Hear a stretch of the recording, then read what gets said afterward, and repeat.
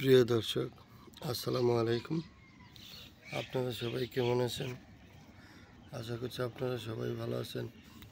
আজকে আপনাদের সামনে আরও একটি ভিডিও নিয়ে হাজির হয়েছি। অবশ্যই এই ভিডিওতে আপনারা শেষ পর্যন্ত দেখবেন।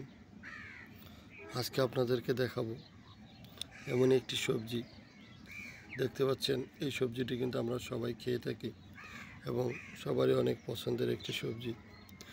এটা হলো কলমি শাক।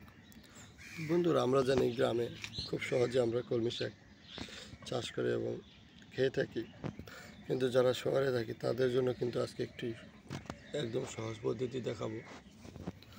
আপনারা দেখুন এই ভিডিওতে আমরা কীভাবে বাসার ছাদের টবের মধ্যে গামলার মধ্যে কলমি শাক চাষ করি সেটি আজকে আপনাদেরকে দেখাবো। প্রথমে আমরা দেখেন একটি গামলা সংগ্রহ করেছি, দেখতে পাচ্ছেন। এরপর আমরা সেখানে মাটি এবং শুকনো পচা গোবর সার মিশিয়ে নিয়েছি। এবার আমরা যে কলমি শাকের ডালগুলো আমরা রোপণ করলে সেখান থেকে দেখতে পাচ্ছেন অনেক শাক হয়েছে। শাক কিন্তু আমরা অনেকবার তুলেছি, আপনারা দেখতে পাচ্ছেন।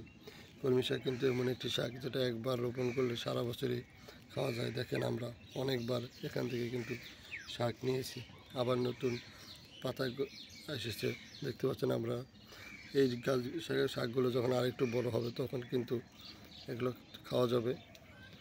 তো আপনারা চাইলে কিন্তু এইভাবে খুব সহজেই কম খরচে কলমি শাক চাষ করতে পারেন এবং আপনারা সারা বছর এই শাকটি পুষ্টিকর, এই শাকটি আপনারা খেতে পারেন।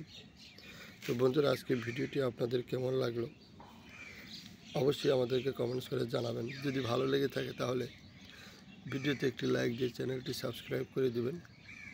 সবাই ভালো থাকবেন, সুস্থ থাকবেন। আবারও দেখা হবে নতুন কোনো ভিডিও নিয়ে। সবাইকে ধন্যবাদ। আসসালামু আলাইকুম।